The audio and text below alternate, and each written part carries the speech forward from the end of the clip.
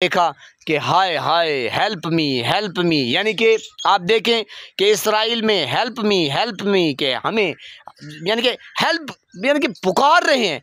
वही सिलसिला अब जो गज़ा में इमारतों का हशर नशर आपने सोशल मीडिया के ऊपर देखा, तो जनाब अब जो हम वीडियोस देख रहे हैं इसराइल की, सेम वही कंडीशन नज़र आ रही है।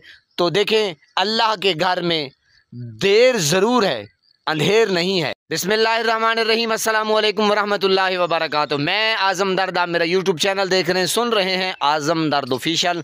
अल्लाह पाक आपको सलामत रखे, हंसता बसता फूलों की तरह महकता हुआ रखे। नमाज 5 वक्त अदा किया करें, वालिदैन की खिदमत किया करें, हमसायों का रखे ख़ास ख्याल।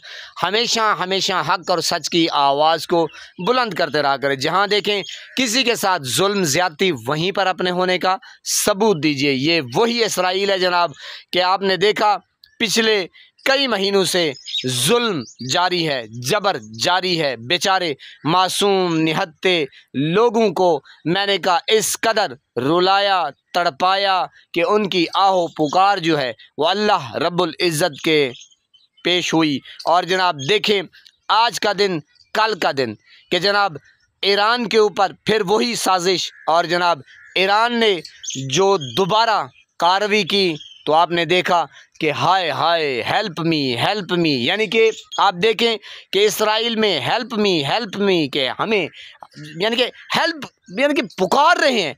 वही सिलसिला अब जो गज़ा में इमारतों का हशर नशर आपने सोशल मीडिया के ऊपर देखा, तो जनाब अब जो हम वीडियोस देख रहे हैं इसराइल की, सेम वही कंडीशन नज़र आ रही है। तो देखें, अल्लाह के घर में देर ज़रूर है, अंधेर नहीं है।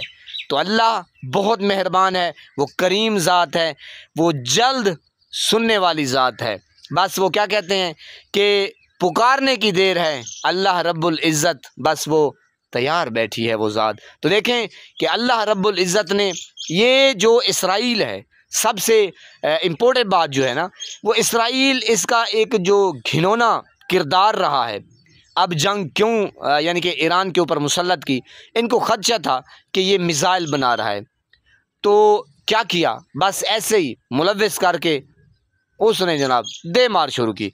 अब जो वो मैंने कहा यलगार उसने ईरान ने की है, ज़ाहिर है ईरान का जो नुकसान हुआ है, जो बड़े बड़े ऑफिसर हैं, साइंसदान हैं, यानी कि आर्मी के चीफ हैं, तो जनाब उनका भी बहुत ही ज़्यादा नुकसान हुआ है।